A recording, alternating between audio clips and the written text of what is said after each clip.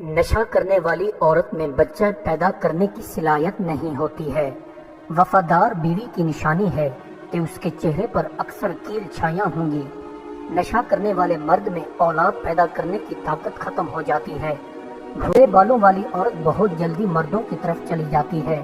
کالے سیاہ بالوں والی عورت دولت اور پیسہ کی لالچی بہت زیادہ ہوتی ہے۔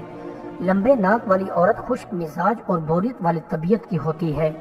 موٹے ناک والی عورت امیر اور رئیس مردوں کی طرف جلدی مائل ہوتی ہے۔ بڑی آنکھوں والی عورت سست مزاج اور محبت سے بیزار قسم کی ہوتی ہے۔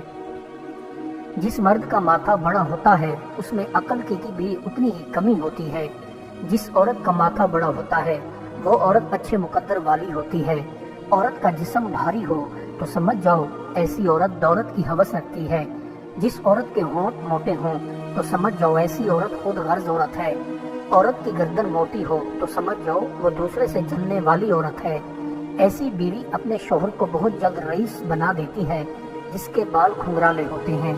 جس بیوی کے دانت ٹیڑھے میڑے ہوتے ہیں وہ محنتی زیادہ ہوتی ہے۔